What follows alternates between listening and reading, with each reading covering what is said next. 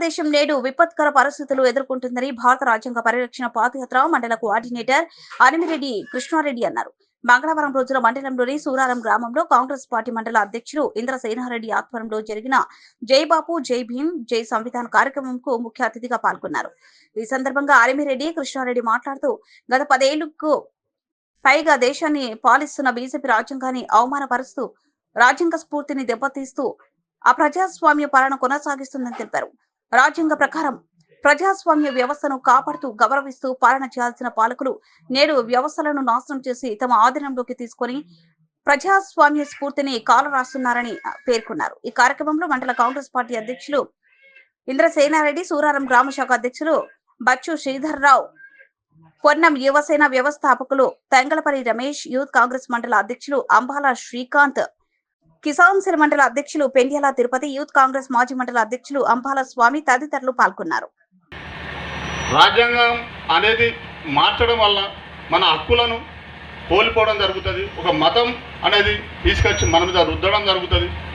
ఎక్కడ కానీ ఒక బైబిల్ లాంటిది మనకు అఖిల భారత కాంగ్రెస్ పార్టీ పిలుపు మేరకు మన మహేష్ కుమార్ అన్న ఆదేశాల మేరకు జై బాపు జై భీమ్ జై సంవిధాన్ అనే కార్యక్రమం తీసుకొని గ్రామ అధ్యక్షులకు,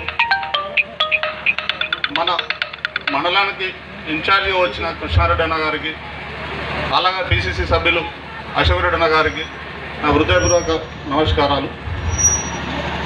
భారత రాజ్యాంగం అనేది అనే ఏఐసిసి పిలుపు మేరకు రాష్ట్ర కాంగ్రెస్ పార్టీ ఆదేశానుసారం ఈరోజు హుస్నాబాద్ నియోజకవర్గంలోని ఎలుకతుర్తి మండలంలోని సూరారం గ్రామంలోకి రాజ్యాంగ పరిరక్షణ యాత్ర పేరుతో మీ ముందుకు రావడం జరిగింది. దీని యొక్క ముఖ్య ఉద్దేశం మరి గాంధీని చంపిన గాడ్సేను పూజించమని చెప్పి బీజేపీ మతతత్వ పార్టీకి బుద్ధి చెప్పాల్సిన అవసరం ఉంది. మరి అలాగే రాజ్యాంగం రాసిన ఒక ప్రపంచ మేధావిని కించపరిచే విధంగా మరి పార్లమెంట్ సాక్షిగా మరి ఈరోజు కించపరిచిన మాటలు మనమందరం టీవీలలో మొదటి నుంచి కార్యక్రమంలో చురుగ్గా పాల్గొంటున్న ఇంద్రారెడ్డి గారు కూడా నా యొక్క ధన్యవాదాలు. అలాగే మండల నాయకులందరూ కూడా నా యొక్క పేరున హృదయపూర్వక నమస్కారం. ఇకపోతే